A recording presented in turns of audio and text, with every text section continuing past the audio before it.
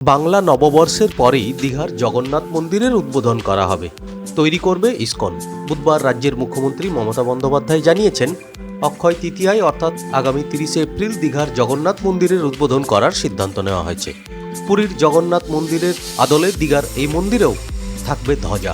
পুরীতে যারা ধ্বজা তোলেন তাদের সঙ্গে কথা বলা হবে বলে জানিয়েছেন মুখ্যমন্ত্রী। তিনি জানিয়েছেন, আগামী বছর থেকেই রথযাত্রা শুরু হবে দীঘার জগন্নাথ মন্দিরে। শুধু তাই নয়, রথযাত্রার সময় যে সোনার ঝাড়ু ব্যবহার করা হয় তার জন্য নিজের অ্যাকাউন্ট থেকে 5 লক্ষ টাকা দেবেন বলেও জানিয়েছেন মুখ্যমন্ত্রী। অক্ষয় তৃতীয়ার দিন এটা উদ্বোধন হবে। এটা পুরোহিতরা, বিশেষ করে যারা ধর্মীয় প্রাণ মানুষ, তারা মিলে ডেটটা ঠিক করেছেন। অক্ষয় তৃতীয়ার দিন এটা উদ্বোধন হবে এবং এবারে প্রথম রথযাত্রা হবে। রথযাত্রায় একটা সোনার ঝাড়ু থাকে, আপনারা জানেন। ওপরটা চন্দন কাঠের থাকে, নিচেটা কিছু সোনার ডাস্ট মেশানো নানা রকম থাকে। ওইটা আমি আমার পার্সোনাল অ্যাকাউন্ট থেকে, আমার কন্ট্রিবিউশন থেকে আমি 5 লাখ টাকা দেব।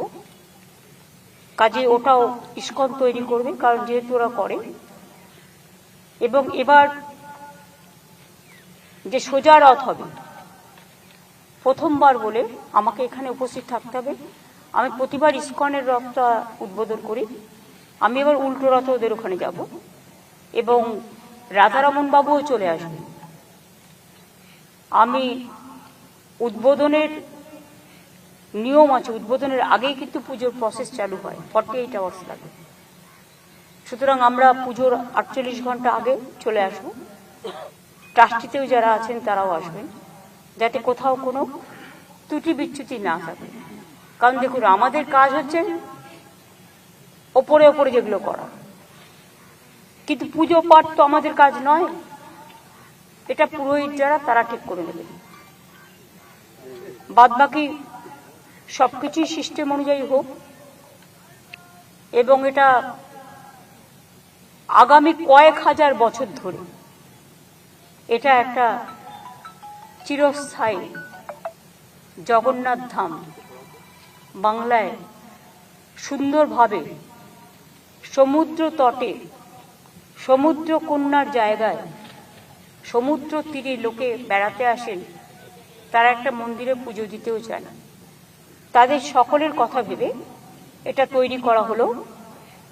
হাজার হাজার বছর ধরে এটা থাকবে এবং আমরা চাই সারা পৃথিবীতে এই জগন্নাথ ধাম দেখতে সমস্ত মানুষেরা সমবেত হন।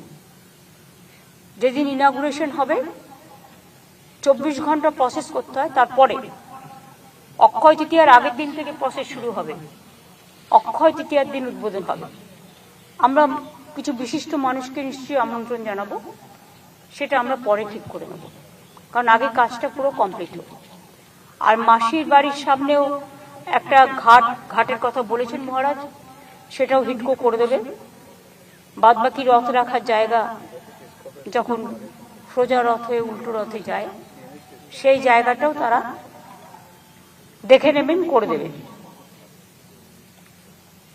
ট্রাস্টি থেকে শুরু করে এখানে একটা পুলিশ পোস্টও হবে।